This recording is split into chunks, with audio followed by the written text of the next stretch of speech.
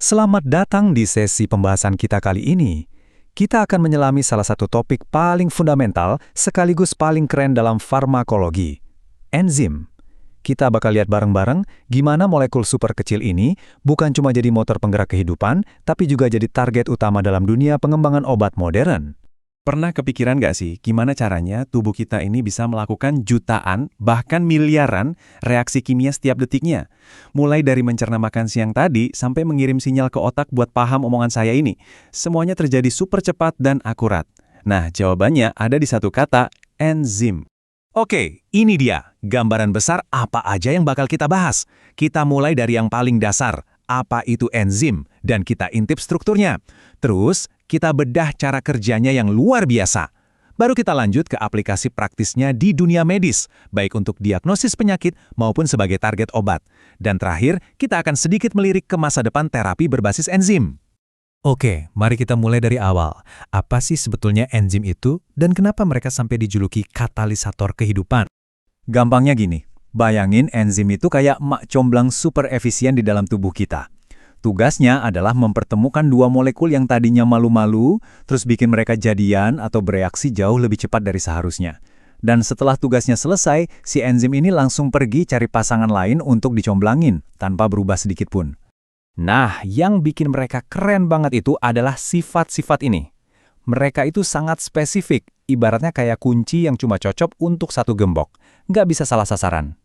Mereka juga bisa dipakai berulang-ulang, dan hebatnya cuma butuh sedikit enzim untuk menghasilkan efek yang masif.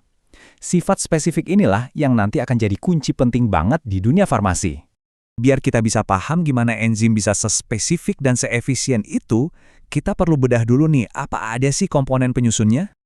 Ternyata kebanyakan enzim itu nggak bisa kerja sendirian. Mereka ini tim yang solid. Ada bagian utamanya yang berupa protein, kita sebut apoenzim, dan ada mitra kerjanya yang non-protein, namanya kofaktor. Tanpa si kofaktor ini, apoenzim itu ibarat mobil tanpa kunci, nggak bisa nyala. Jadi kofaktor inilah yang datang dan menyalakan mesinnya. Dan yang menarik, kofaktor ini seringkali adalah ion logam yang mungkin familiar buat kita dari suplemen atau makanan sehari-hari. Contohnya, zinc atau seng itu penting banget buat enzim yang memecah alkohol. Sementara ion besi itu jadi jantungnya sitokrom yang penting untuk pernapasan sel. Ini bukti nyata betapa pentingnya mineral mikro buat fungsi tubuh kita. Jadi, gimana persisnya cara kerja molekul luar biasa ini? Dan gimana para ilmuwan memberi nama ribuan jenis enzim yang ada? Rahasianya ada di satu tempat. Namanya sisi aktif. Bayangin sisi aktif ini kayak sebuah dok atau pelabuhan dengan bentuk 3 dimensi yang unik banget di permukaan enzim. Nah, dok ini didesain khusus untuk disambangi oleh satu jenis molekul target saja, yang kita sebut substrat. Begitu substrat berikatan sempurna di sisi aktif, disitulah semua keajaiban kimianya terjadi. Untungnya, sistem penamaan enzim ini logis dan gampang banget. Intinya, kita tinggal ambil nama substrat atau zat yang diolah sama enzim itu, terus tambahin akhiran ase. Jadi, enzim yang kerjanya memecah amilum, yang namanya amilase. Yang memecah lipid atau lemak, namanya lipase. Gampang kan? Oke, dasar-dasarnya udah dapet nih. Sekarang kita masuk ke salah satu aplikasi medisnya yang paling keren. Gimana enzim bisa jadi detektif untuk mendiagnosis penyakit. Begini ceritanya, enzim itu kan seharusnya bekerja di dalam sel. Nah, kalau ada sel di organ tertentu yang rusak atau bocor, enzim-enzim dari dalam sel itu bisa tumpah keluar dan masuk ke aliran darah. Dengan mengukur kadar enzim spesifik yang ada di darah, dokter bisa dapat petunjuk penting, organ mana nih yang kira-kira lagi ada masalah.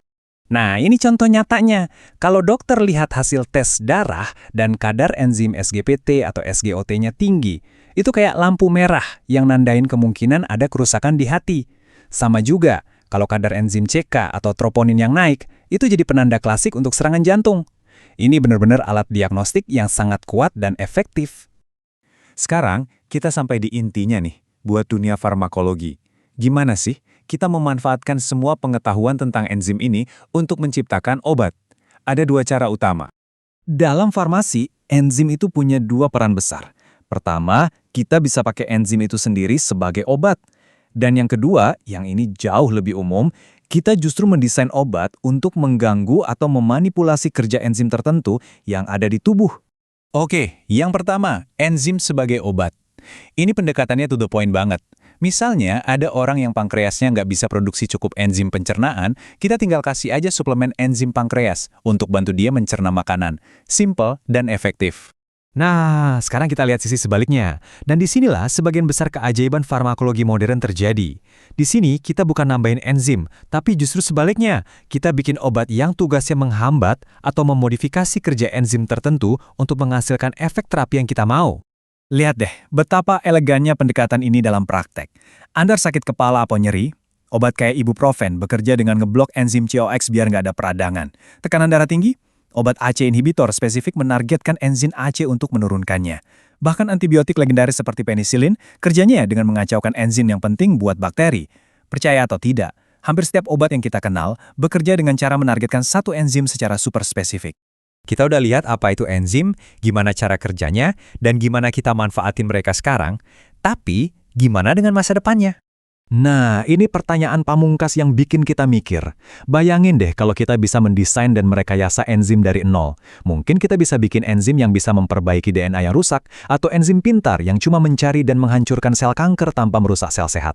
Kemampuan untuk menjadi arsitek dari mesin-mesin biologis ini membuka pintu ke dunia medis yang kemungkinannya tak terbatas. Terobosan besar berikutnya? Siapa tahu, mungkin salah satu dari Anda yang akan menemukannya.